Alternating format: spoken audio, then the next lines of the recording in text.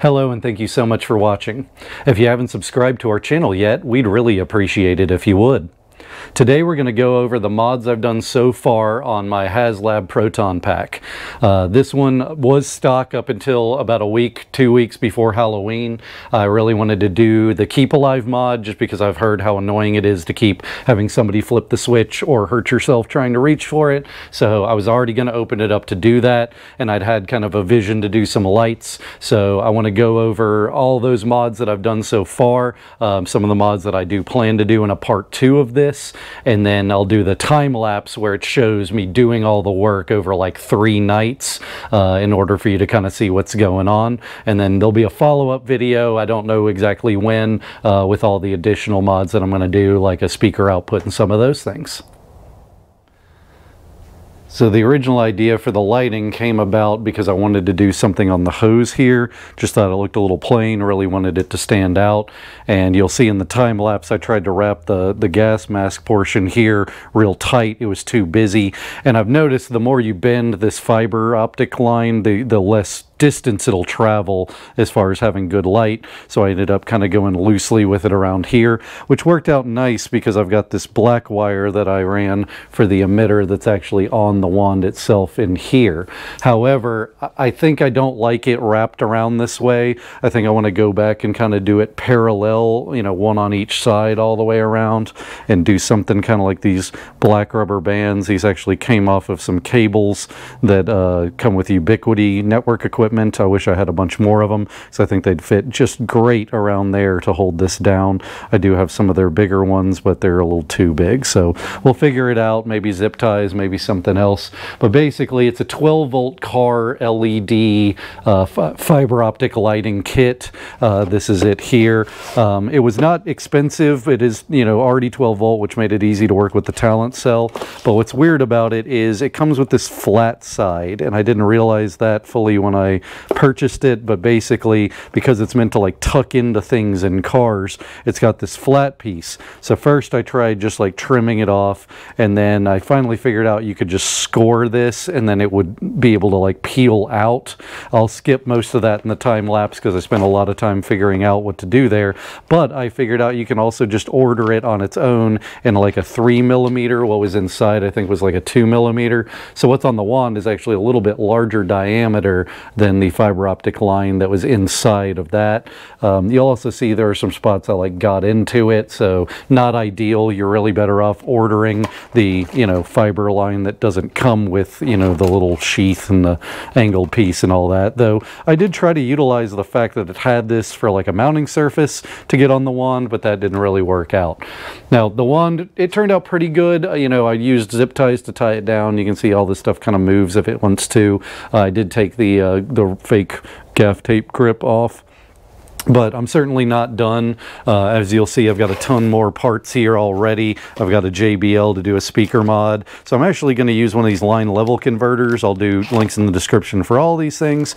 And then I really want to make it pretty modular. So I got male and female little push-on, you know, power connectors and a couple of different styles. I got the kind that, you know, you can actually just crimp the wire in there, and then I got the kind you can hardwire, because I want to change it to where my Keep Alive goes on and off with this switch right here, just because the Keep Alive, if you plug it in, it's getting the charge volt for these talent cells, you know, that are back here. And so if you give it that charge voltage, it's actually way more than the batteries would be. It's 12.6 volt. It's made to get 12 volt, not 12.6. So I don't want to risk burning anything up, but we'll work on that at a later date. I also got some magnets to go here, just because, you know, this is next to impossible to reholster with it on your body. And then I haven't decided where the JBL speaker is going to go, but basically I started with figuring out how I was going to get out here for the wand. So I drilled a very small hole that the fiber optic fit through to wrap it. Then I had to drill a much bigger hole for the wire because it's got a pre-terminated end on it that goes on the kit.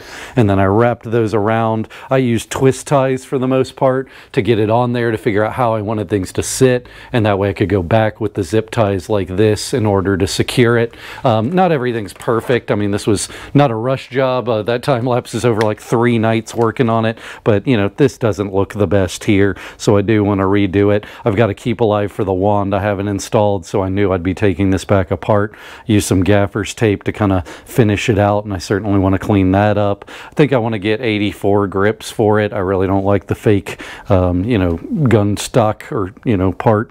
And then you know, the Keep Alive is going to require opening it up anyway, so a lot of these lines could probably be run internally to kind of hide how they're going, which is a lot of what I ended up doing on the pack. So each area I kind of utilized a different technique. You'll see all this on the time lapse, but basically the one here, this one I actually covered a little bit with some loom to try to kind of hide the fact that it's much brighter close to the end of this fiber optic.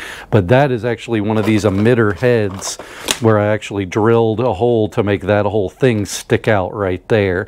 And then I did the loom over top of it. I know everybody loves that yellow stuff with the black line. I wanted to be kind of different and go the blue and black method. I started all this, you know, really wanting to not modify it that much, and then the deeper and deeper I got, the more sense it made to just go to town and make it my own. I'm not going for authentic, I'm going for, you know, what I want it to be. I did change out this for a real clamp, which I like. I'd love to do something better with these wires. Just, you know, they look cheap. I know some of them have fallen off and people have lost them. I really liked lining this one, but I want to cover up where you can see this lower part right here. I think it kind of kills the illusion of what it's, you know, kind of pretending to be. And then you can see in the little side compartment, you know, where you can still see the line, which is totally fine. It's not a big deal, but that's where I cut out a ton of the body to get 2 talent cells in there.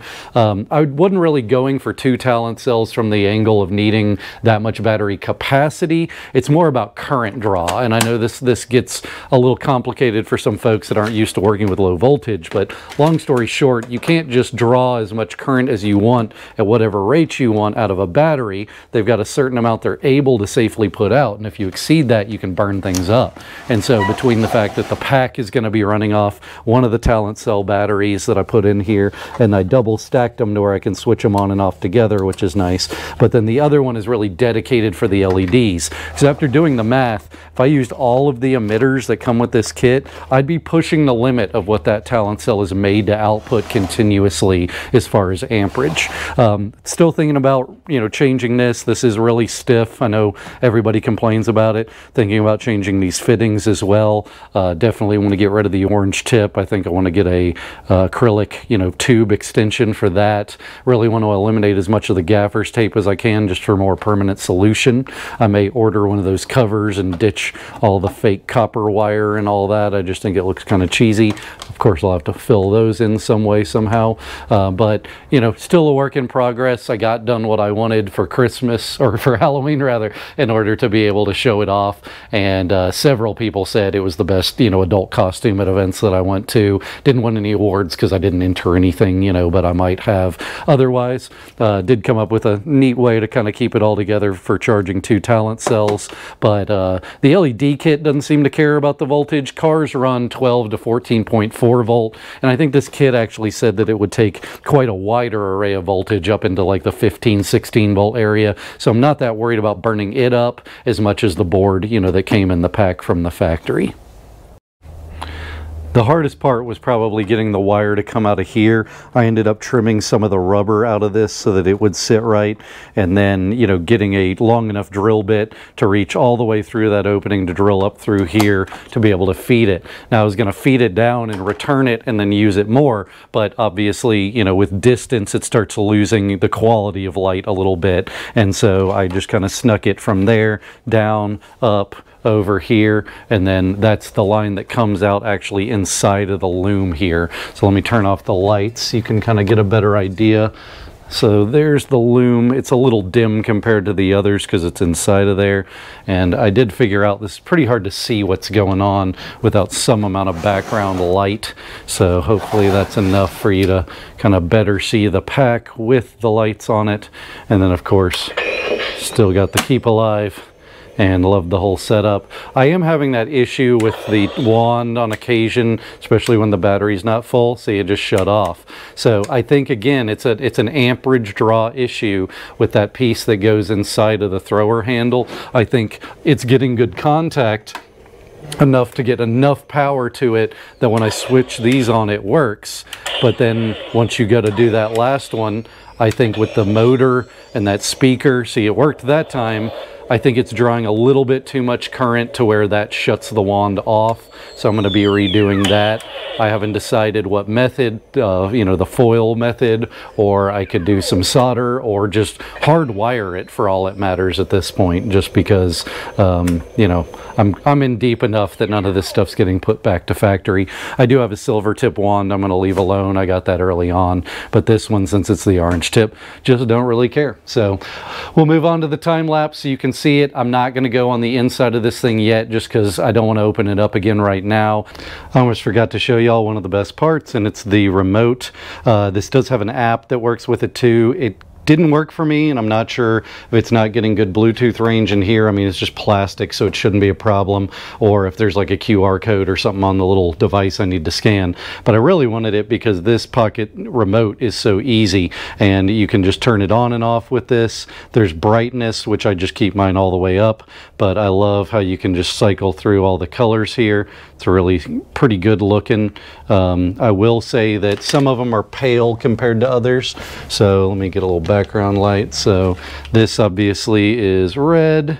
It's pretty good red. It's not as whited out as that looks. You can kind of tell better over here.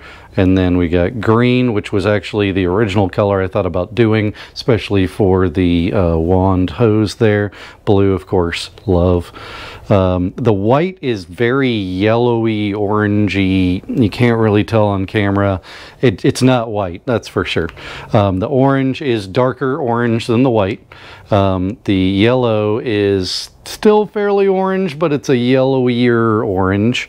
And then there's a light blue and then a purple. And the purple actually does show up and look pretty good, but I really wanted it for some of these color changing properties. But I'm really excited about one setting. It's this number 2 for music right here. And notice it's just off. But if you hit it, it turns on. And so I put the pack for the LED right underneath the speaker here in hopes that this would work, and it does. So it kind of flashes to the sound of the actual Proton pack, which is really what I was going for. Love the fact that they included these music note buttons that react to sound. That really gives it an authentic look in a way that I was really, fingers crossed, was going to work, but wasn't sure it was.